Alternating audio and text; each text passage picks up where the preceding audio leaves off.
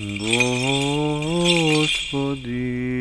Исусе Христе, Сине Божий, помилуй меня грешного. Отца и Сына и Святого Духа. Аминь.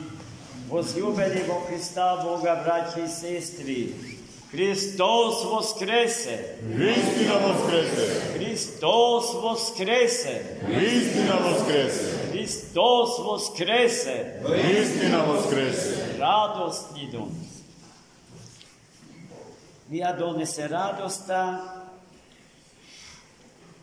от празникот на великиот маченик Христов и страстотерпец Георгий Победоносец и чудотворец Кападокийски, покровителот на нашиот свещен град Струга. Небесен покровител на неброени православни семејства, кои што денеска слават слава во чест на Свети Ѓорѓија, и небесен покровител на неброени православни и неправославни христијани кои што го носат неговото свето име како свое лично име. Честита слава на сите православни семејства што го слават денешниот светител како нивен небесен покровител и честито име на сите браќи и сестри. Тука имаме и Ѓорѓи и Георгини во нашата литургиска заедница како свој небесен покровител. Житието на Свети Георги на сите стружани им е добро знаено, поради што нема потреба да се задржиме во раскажување на повест за ова големо светило и несмртен граѓанин на небесниот град Ерусалим, со кого што управува оној за кого што во денешното свето Евангелие светиот апостол и евангелист Јован зборува. А што зборува свети Јован на самиот почеток од евангелската перикопа денес читаме?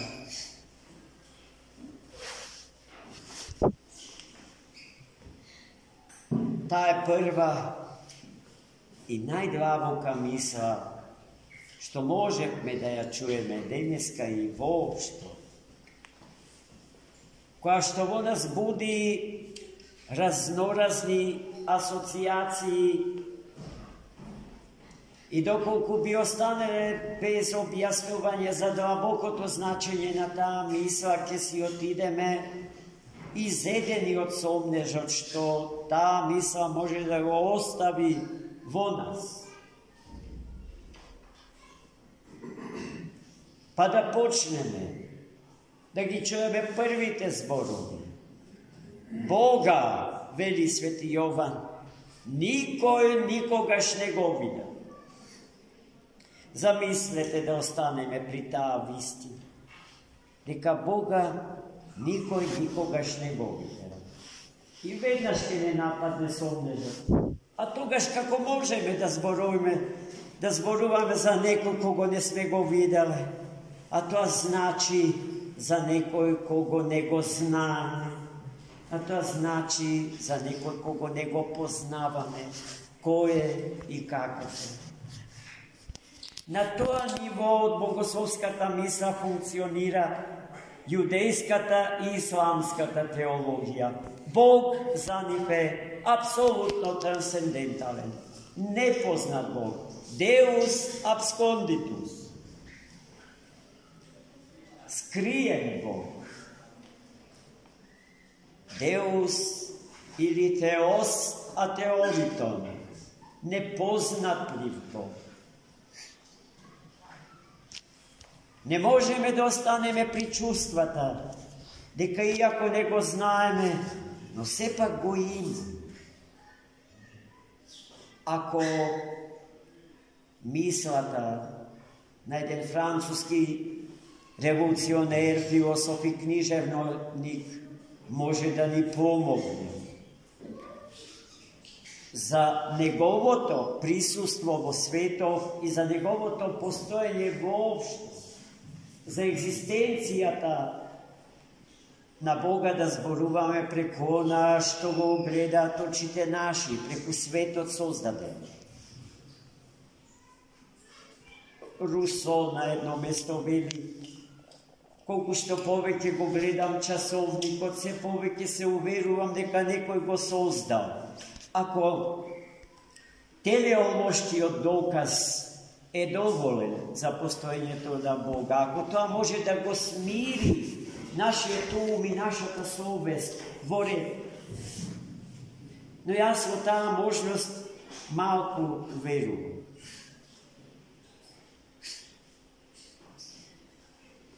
За среќа, Свети Јован не застанува тука, туку тој својата миса ја продолжи.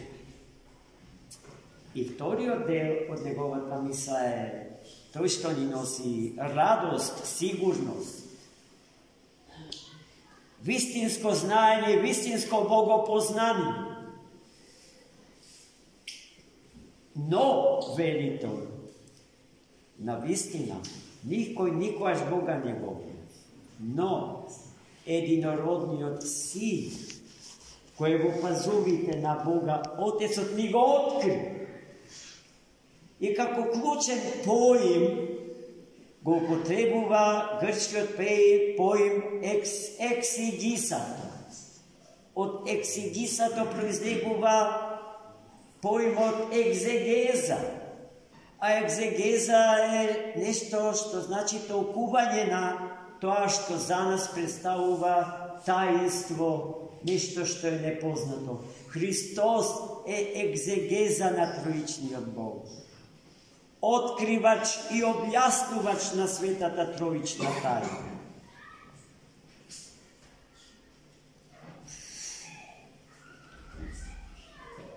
Тогаш зошто и првиот дел од неговата мисла е точен? Затоа што на вистина Бога по природа никој никогаш не го видел. Нит ќе може да го види. И тој како тако постанува вечна и неоткривлива докрај тајна за нас луѓе.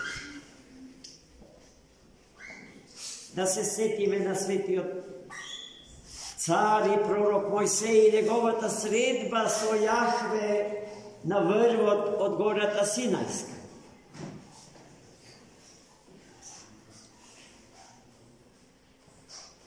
Во таа средба светиот пророк бара Бог целосно да му се откри. Најпрво му вели: како се викаш? Ете со која слобода светите луѓе разговараат со Бог. Како се викаш? А Бог му вели Јахве.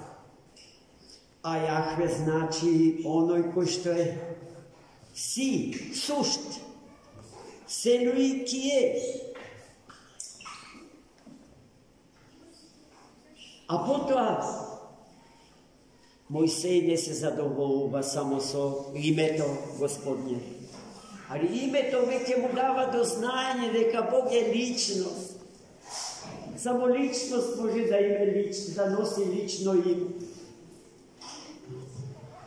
А Мојсей му вели: а Господи, дали сакаш да ми се откриеш себе си цели? А Бог му вели: Мојсей, дете мое, ако ти се откријам во мојата суштина, во мигот кога ќе ме видиш, ќе умреш.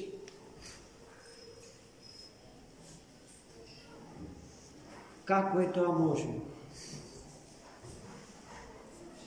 Па најпрво, самиот Христос, самиот Бог, razgovarajući sa Mojseja, glas od Božji go zima kako alatka za svoje to otkrovenije pred Mojseja. Той разговара, Мойсей разговара со Бога и Бог разговара со Мойсея.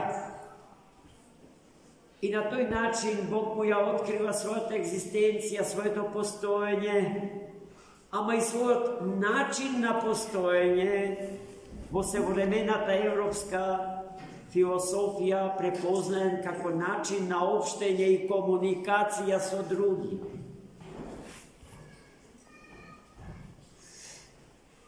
Исто така, Господ му се открива во вид на светли. Ако си личност, а си, зашто си Јахве, да го видам твојот лик, скриен за светлина. А гледајте, Бог со гласот свој и со светлината своја на Мојсеја му се открива себе си и во исто време зад гласот свој и зад светлината своја се крие од Мојсеја, чувајќи му ја неговата човечка екзистенција, неговиот живот и неговото постоење. Со други зборови, драг мој Мојсеј, ако ти се откријам во сета сила, не располагаш со толкави капацитети за таа сила да ја воспримиш, ќе умриш, ќе се стопиш ко снегуката што се топи во дланката од човекот по силата од топлината што го зрачи телото човечко.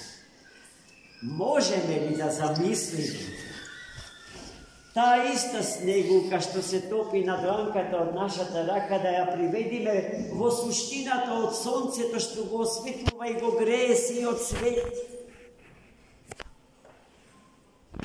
Не знам дали сум доволно илустративен, ама ми се чини таа споредба е доволно добра и јасна за сите.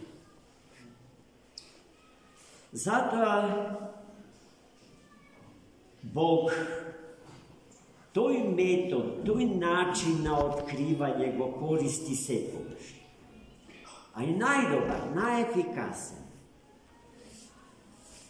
Начин кој што се смета за врв на божественото откровение е примањето на природата на човекот од страна на Синот Божи, втората ипостас Божија, Логосот Божи. Тој затоа и станува човек, за да може целосно да ни се открие, без да ја загрози нашата човечка екзистенција на планот на природата, на планот на енергиите и на планот на личност.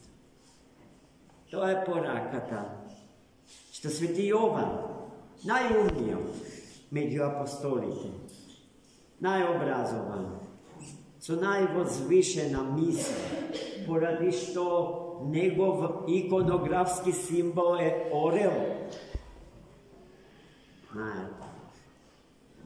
Гледайте, се ова јас што го кажав, немушто, невешто и не без опасност дека може би ќе останам неразбран.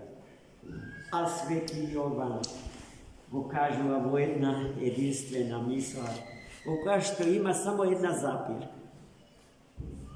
и една точка. Тоа. Епа тој, истиот Бог, се распна на крст зарад нас, без да има тој лична потреба и корист од тоа. Зошто се распна, чувно? За нашите гревови, нашите животни промашувања да ги прими како свој. А тие наши промашувања, koji za svoje vtoro ime го имаат името грех. Стануваат причина за сите болести на телото и на душата. А болеста на телото и на душата станува причина за смрт. Та вземајќи го гревот наш на себе без да има свој, ја прима и нашата смрт како своја без да ја има смртта за своја. И во смртта негова на крстот умира гревот и смртта. И се отвараат есхатолошките перспективи од постоењето на човекот и на светот. Во светото и свештено воскресение се кршат историските контури на овој свет и на животот човечки. И сега, браќа и сестри, стоиме соочени со есхатолошката димензија на животот, примен од Бога на дар за нас и за светот во кој што живееме. Амин. Христос воскресе!